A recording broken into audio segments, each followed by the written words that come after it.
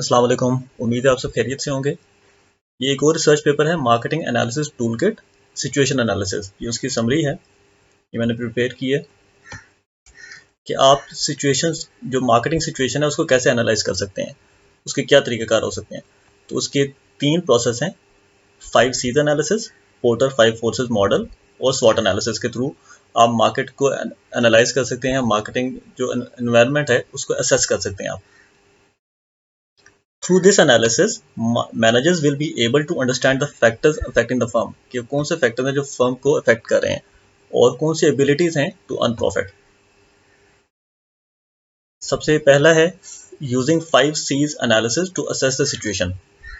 Number 1, analysing customers, analysing the context. Third is analysis of the company. Fourth, collaborators and complementors analysis, और the last one is competitors analysis। One by one देख लेते हैं इनको quickly. Analysing customers, इसमें 2 चीज़ें आती हैं कि नीड एनालिसिस और decision making process analysis. Need analysis में कि वाई कस्टमर्स बाय प्रोडक्ट्स, ये मैंने हाईलाइट किए हुए हैं ताकि इजीली आपको अंडरस्टैंड हो सके। कस्टमर्स क्यों चीज़ें क्यों जो प्रोडक्ट्स हैं उनको बाय करते हैं, कि उनकी यूटिलिटेरियन नीड है, उनकी सिंबॉलिक नीड है, इमोशनल है या सोशल है। देन अगर किसी कस्टमर के कोई नेगेटिव इमोशंस अटैच हैं किसी प्रोडक्ट के साथ या सर्विस के साथ, समटाइम होता है कि बैड एक्सपीरियंस हो जाता है, ये भी वजह हो सकती है।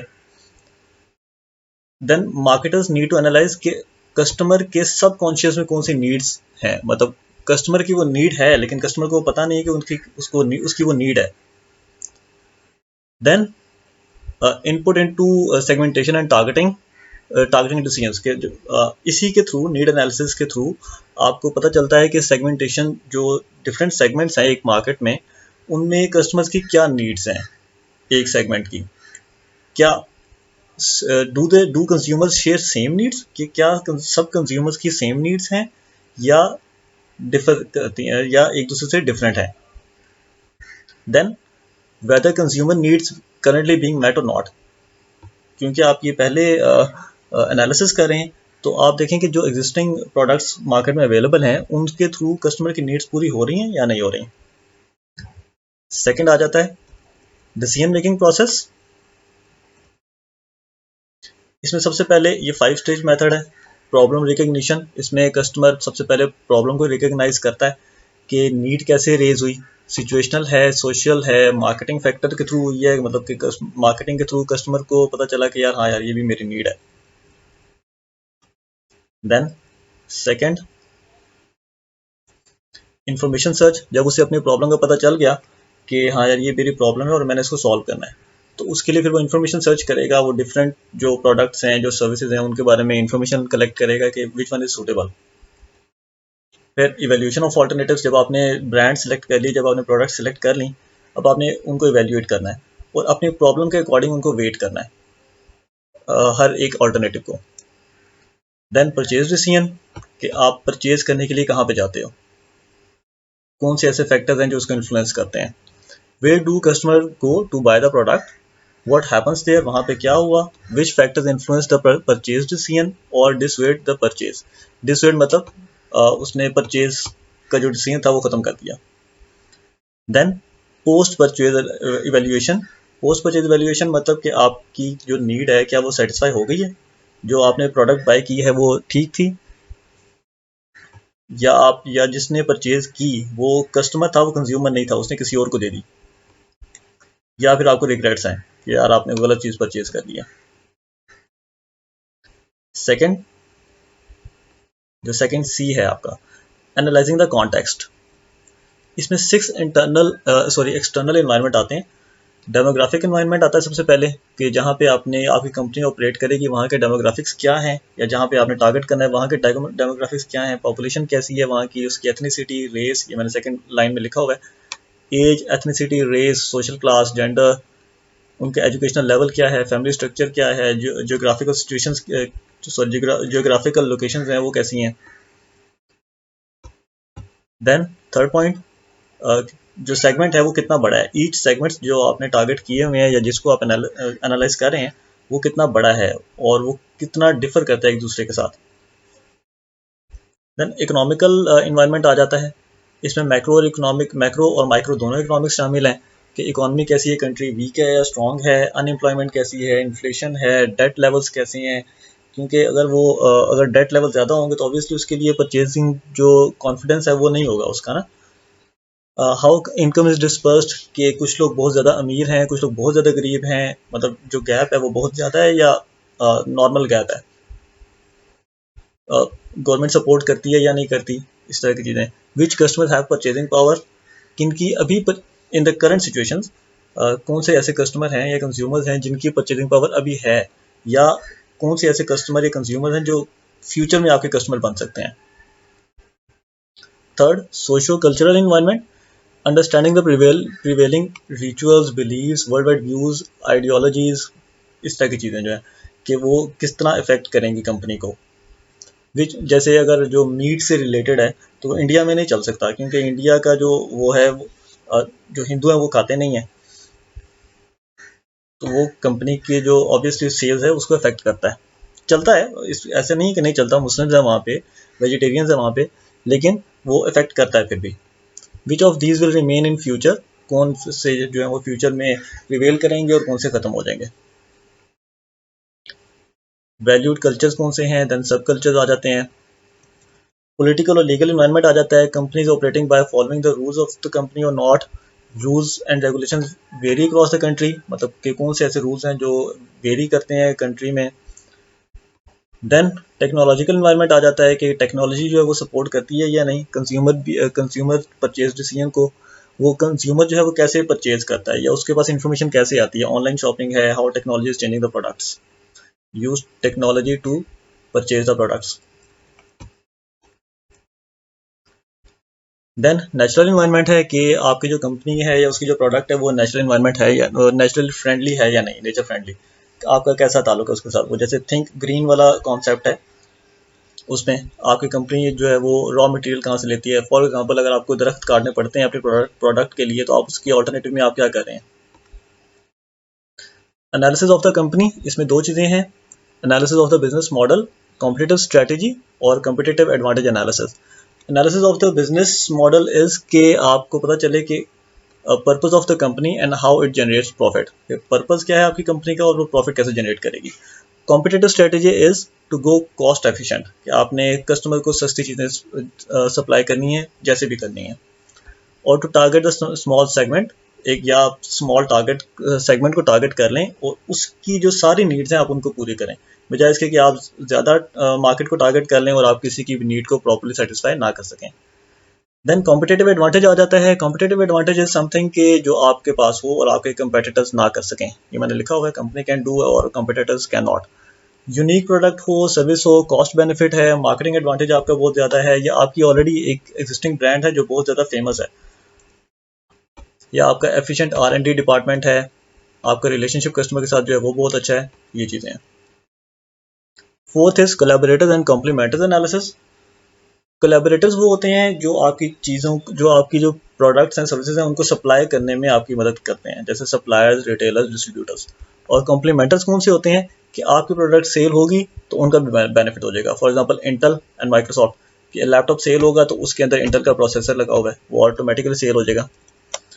एनालाइजिंग बोथ कोलैबोरेटर्स एंड कॉम्प्लीमेंटर्स, इसका पर्पज़ ये है कि आपने कौन से जो कोलैबोरेटर्स या कॉम्प्लीमेंटर्स हैं उनको रिप्लेस करना है, या किसको रिटेन करना है, या किसके साथ आपने अपना जो रिलेशनशिप है उसको इम्प्रूव करना है। कॉम्पिटिटर एनालिसिस आ जाता है, ये लास्ट है 5 C's का। Analysing competitors is to know कि कितने कस्टमर्स हैं मार्केट में, नंबर ऑफ कस्टमर्स, ऑफरिंग वो क्या ऑफर कर रहे हैं, ठीक है, कैसे प्रोडक्ट्स ऑफर कर रहे हैं, या ऑल्टरनेटिव्स कैसे हैं, सब्सटीट्यूट्स कैसे हैं। It may include knowing about the strengths, weaknesses, competitive advantages, marketing strategies, market share of each competitor, कि कौन सा जो कंपेटिटर है वो कितना compete कर रहा है मार्केट में। यहाँ पे आपका ये 5 C's वाला जो टॉपिक है ये कंप्लीट हो जाता है। नेक्स्ट वीडियो में हम जो पोर्टल्स 5 मॉडल है उसको देखते हैं। मार्केटिंग एनालिसिस टूलकिट में जो सेकंड प्रोसेस है वो using portals 5 forces model to understand industry competitiveness.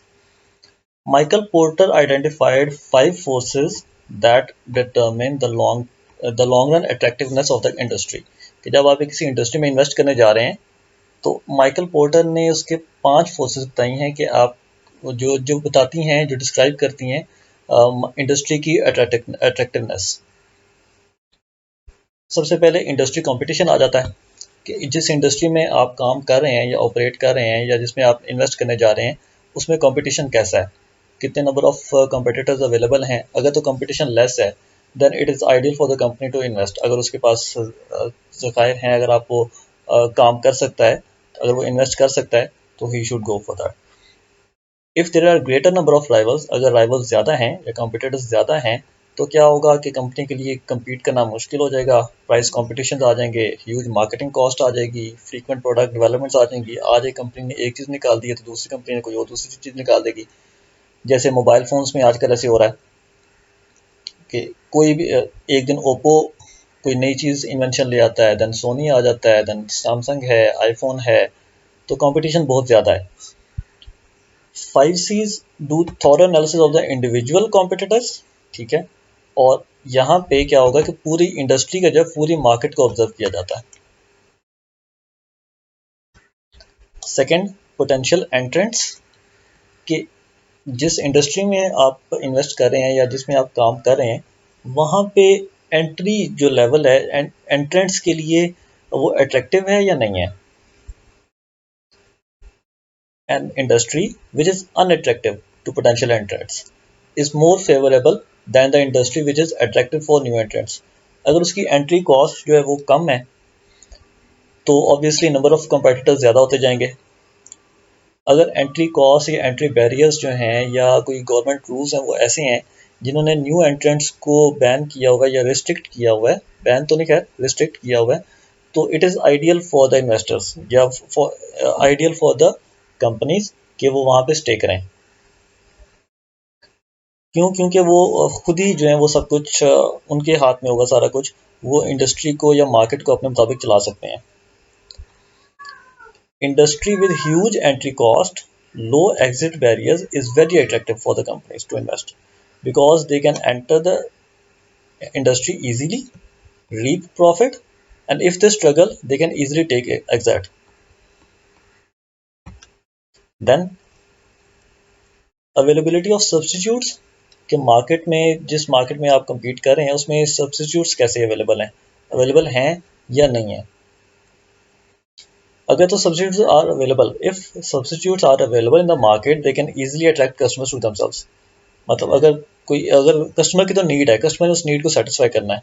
अगर आपके प्रोडक्ट से वो उसकी जो नीड है वो सेटिस्फाई हो रही है और उस सब्सिट्यूट जो प्रोडक्ट अवेलेबल है वो भी उसकी कस्टमर की जो नीड है उसकी पूरी करेगा, तो उनके पास चांस है कि वो इजीली जो सब्सिट्यूट्स हैं उनके पास चांस है कि वो इजीली आपके कस्टमर्स को अट्रैक्ट कर सकते हैं।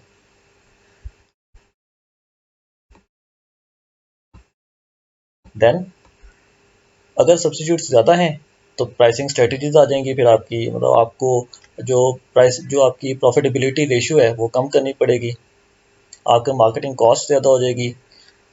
सिनेरियो गेट्स वर्स्ट, सिनेरियो उस टाइम पे वर्स्ट हो जाता है कि अगर आपका परफेक्ट सब्सिट्यूट अवेलेबल हो मार्केट में। फॉर एग्जांपल मसलन आईफोन एंड एंड्रॉयड फ़ोन्स, दोनों मोबाइल फ़ोन हैं, दोनों का जो सॉफ्टवेयर है वो बेशक चेंज है लेकिन दोनों मोबाइल फ़ोन्स हैं और दोनों ही जो है वो कस्टमर की नीड को सेटिस्फाई करते हैं। अगर सेम प्राइस में मिल जाए तो इतना मैटर नहीं करता।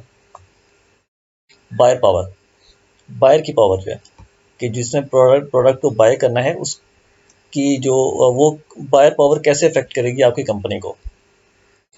Power of buyer matters a lot. Consumers gain power in the presence of competitors और when they have substitutes available in the market and low switching cost. आज अगर मैं एंड्रॉयड फ़ोन यूज़ कर रहा हूँ और मेरे पास उसी प्राइस में अगर आईफोन अवेलेबल है तो मैं स्विच कर जाऊँगा। इस सिनेरियो में कंज्यूमर्स के पास जो बाइंग पावर है वो ज़्यादा है। In this case customer services जो है ना वो इम्पोर्टेंट रोल प्ले करती हैं टू सेटिस्फाई कस्टमर और consumer needs. It also makes intense competition in the market and low the profitability ratio. अब जैसे अगर फॉर एग्जांपल यहाँ पे मैं अगर आपको एग्जांपल दे दूँ, सिम है तो यूफोन वालों ने एक इनकी ऑफर थी, अभी भी शायद हो, कि SIM delivery at door step. तो फॉर एग्जाम्पल अब सिम है ना, मतलब कुछ लोग होते हैं जो अपना नेटवर्क सेंसिटिव सेंसिटिव तो नहीं कह सकते, कॉन्शियस होते हैं कि जो यूफोन यूज़ करें वो यूफोन ही यूज़ करेंगे, जो फिर वो जो नंबर यूज़ कर रहे हैं वो शुरू से वही नंबर यूज़ करेंगे। लेकिन कुछ लोगों की आदत होती है जो नंबर चेंज करते रहते हैं और वो शिफ्ट भी कर जाते हैं, मतलब Zong to Mobilink, Mobilink to Telenor, then इस तरह यूफोन।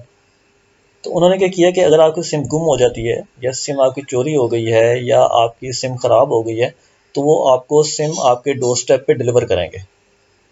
आपने कॉल करनी है और आपकी सिम आपके पास आ जाएगी। तो इट्स अ गुड सर्विस ना, customer services. Supplier supplier power आ जाती है इसमें, लास्ट जो है पोर्टर 5 फोर्सेज में। Supplier power also affect the profitability of the company. और अगर तो सप्लायर आपका सोल सप्लायर है मार्केट में, कि और कोई सप्लायर नहीं है आपके प्रोडक्ट के लिए, देन उस सप्लायर की जो पावर है वो ज़्यादा है आपसे, आप उससे निगोशिएट नहीं कर सकते क्योंकि आपने उसी से चीज़ को जो है वो बाय करना है आपने। तो आप इसके लिए भी ज़रूरी है कि आप उनके साथ रिलेशनशिप अपना अच्छा रखें ताकि आपको अच्छी कॉस्ट के ऊपर चीज़ें मिलती रहें। अदरवाइज़ वो आपको वो मोनोपली उसकी मोनोपली है, वो प्राइसेस ज़्यादा कर सकता है, वो आपका स्टॉक रोक सकता है। अगर आपका स्टॉक रुक जाएगा, अगर आपका रॉ मटेरियल ही रुक जाएगा, तो आप प्रोडक्ट्स कैसे प्रोड्यूस करेंगे। So this was the Porter's 5 forces model. Next स्वॉट एनालिसिस है, उसको हम पार्ट 3 में देखते हैं। स्वॉट एनालिसिस ये थर्ड पार्ट है और थर्ड प्रोसेस है मार्केटिंग एनालिसिस टूलकिट का। SWOT stands for strengths, weaknesses, opportunities, and threats. A careful SWOT analysis gives clear picture of company the market. Market में जो कंपनी की पोजीशन है उसकी क्लियर पिक्चर देता है आपको. An effective SWOT gathers mass data collected from 5 Cs analysis and Porter 5 forces model and then filter it out data into critical information for a company. SWOT analysis इसमें दो उसमें आप कहें कि सेगमेंट्स में इनको डिफाइन किया, डिस्ट्रीब्यूट किया गया है। एक एक्सटर्नल है और एक इंटरनल है। एक्सटर्नल में अपॉर्चुनिटीज और थ्रेट्स आते हैं और इंटरनल में स्ट्रेंथ्स और वीकनेसेस आती हैं। अपॉर्चुनिटीज और थ्रेट्स जो एक्सटर्नल हैं वो आपके कंट्रोल में नहीं होते, कंपनी के कंट्रोल में नहीं होते, और जो इंटरनल है उनके ऊपर कंपनी का इन्फ्लुएंस होता है। Opportunities are always there in the market. To avail those market opportunities कोई हैवी मार्केटिंग स्ट्रेटजी की जरूरत नहीं होती। Sometimes changes in the external environment create opportunities. For example, Covid जो था उसमें, कोरोना के जो दिन है उसमें बहुत सी कंपनी ने बहुत सा बेनिफिट लिया है हैंड सैनिटाइजर्स के थ्रू, सर्जिकल मास्क की जो इंक्रीज डिमांड हो गई थी उसकी वजह से। तो ये कंपनी पे डिपेंड करता है कि वो अपॉर्चुनिटीज को किस तरह से असेस कर रहा है। थ्रेट्स, जैसे अपॉर्चुनिटीज अवेलेबल है मार्केट में इसी तरह से थ्रेट्स भी अवेलेबल हैं। और एंड समटाइम इट हैपन्स कि अगर आपने एन अपॉर्चुनिटी को सही से एक्सेस नहीं किया, असेस नहीं किया, तो it can become a threat, क्योंकि आपने इन्वेस्ट कर दिया है और अब आपके पास कोई निकलने को कोई चांस नहीं है। Companies can not affect the threats in the market, लेकिन उसको अवॉइड करने के लिए स्ट्रेटजीज बनाई जा सकती हैं। इसलिए it is important to recognise the factors जो कंपनी को नेगेटिव वे में अफेक्ट करते हैं। इंटरनल ओरिजिन आ जाता है इसमें, स्ट्रेंथ्स और वीकनेसेस हैं। Strengths are company's core competencies, capabilities, and can be unique resources and skills in which company is better than its competitors. जो आपके पास हैं और आपके competitors के पास नहीं है। Companies should focus on all, मतलब companies always should focus on enhancing the competencies and skills.